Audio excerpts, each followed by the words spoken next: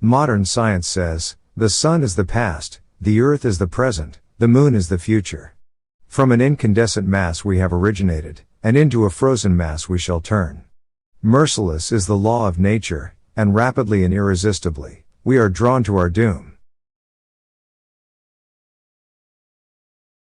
Let the future tell the truth, and evaluate each one according to his work and accomplishments. The present is theirs, the future, for which I have really worked, is mine. It is paradoxical, yet true, to say, that the more we know, the more ignorant we become in the absolute sense, for it is only through enlightenment that we become conscious of our limitations.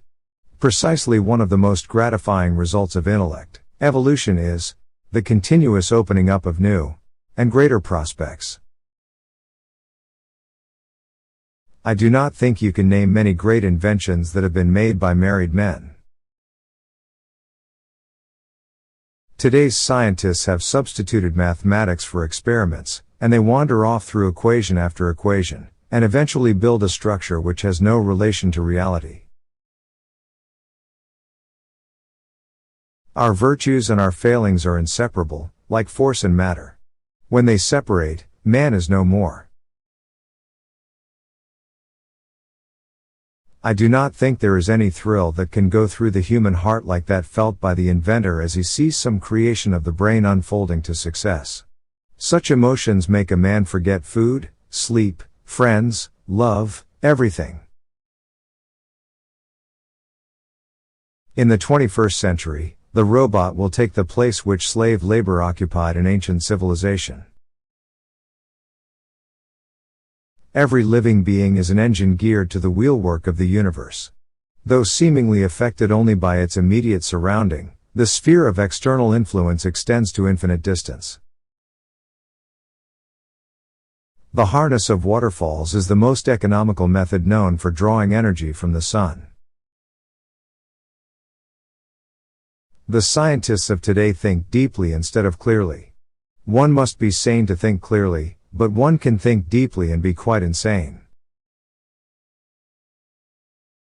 The spread of civilization may be likened to a fire. First, a feeble spark, next a flickering flame, then a mighty blaze, ever increasing in speed and power. It seems that I have always been ahead of my time. I had to wait 19 years before Niagara was harnessed by my system, 15 years before the basic inventions for wireless which I gave to the world in 1893 were applied universally. The history of science shows that theories are perishable.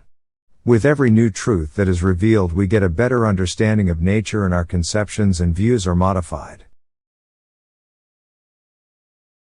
The feeling is constantly growing on me that I had been the first to hear the greeting of one planet to another. The Secretary of Hygiene or Physical Culture will be far more important in the cabinet of the President of the United States who holds office in the year 2035 than the Secretary of War.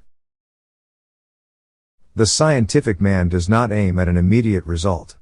He does not expect that his advanced ideas will be readily taken up. His work is like that of the planter, for the future. His duty is to lay the foundation for those who are to come, and point the way. The human being is a self-propelled automaton entirely under the control of external influences. Willful and predetermined though they appear, his actions are governed not from within, but from without. He is like a float tossed about by the waves of a turbulent sea.